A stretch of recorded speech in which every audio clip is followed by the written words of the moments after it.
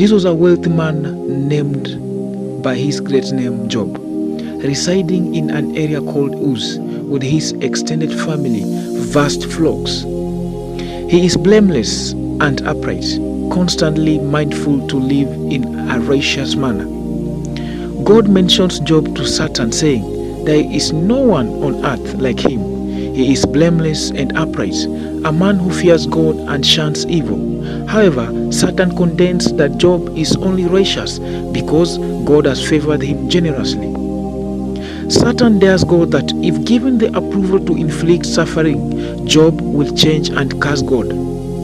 Now, God permits Satan to abuse Job to experience or to experiment with this blessed claim, but he forbids Satan to take Job's life in the manner.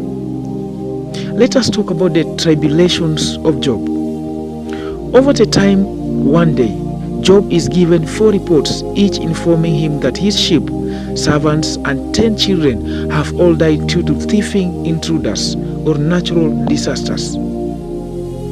Job rips his clothes and shaves his head in sorrow, yet he still praises God in his prayers. Satan arrives in heaven again, and God allows him another opportunity to test Job. This time, Job is distressed with terrible skin sores. His wife urges him to denounce God and to give up and die, but Job protests, trying to endure his inflictions. 3 of Job's companions, Eliphaz, Bildad, and Zophar, arrives to comfort him, sitting with Job in silence for 7 days of reverence for his grieving. On the 7th day, Job talks, starting a discussion in which each of the 4 men shares his reflections on Job's troubles in poetic descriptions. Job downs the day he was born, relating life and death to light and darkness.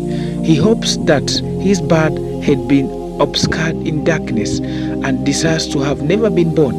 Believing that life only increases his suffering, Eliphaz replies that Job, who was comforted other people, now reveals that he never actually knew their pain. Eliphaz concludes that Job's pain must be due to some sin Job has acted, and he recommends Job to seek God's favor.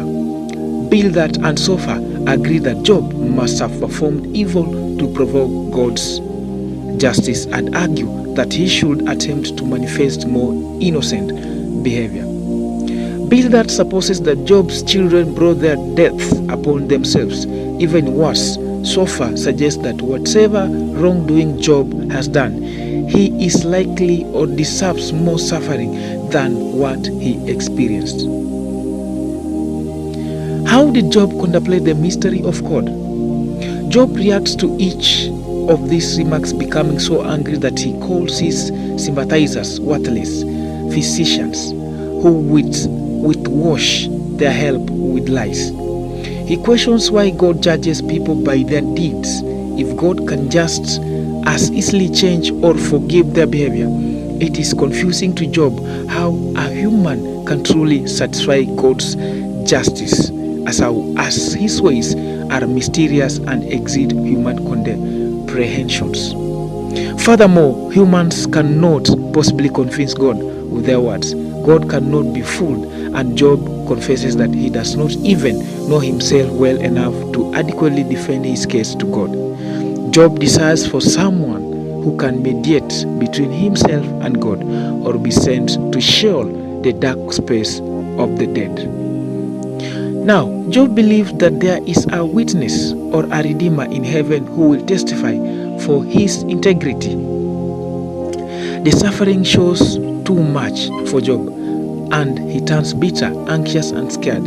He deplores the injustice that God lets evil people thrive while he and many other honest people suffer.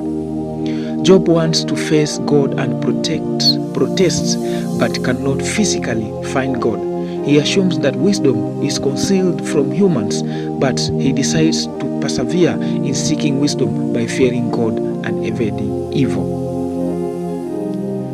How did God console Job? God eventually intervenes, commanding Job to be brave and explain various details, features of his creation. Overcome by the appearance of God, Job recognizes God's infinite power and accepts the constraints of his human understanding. This response pleases God, but he is upset with Eliphaz, Bildad, and Zophar for emitting lousy advice. Job reconciles on their behalf, and God forgives them. God then restores Job health, granting him twice as much property as before, new children, and remarkably long life. In the end, Job never completely gave up. Hope or faith in God as an inspiration to everyone enduring suffering of their own. If you haven't subscribed to this channel, please remember, don't forget to share, like, subscribe, and share.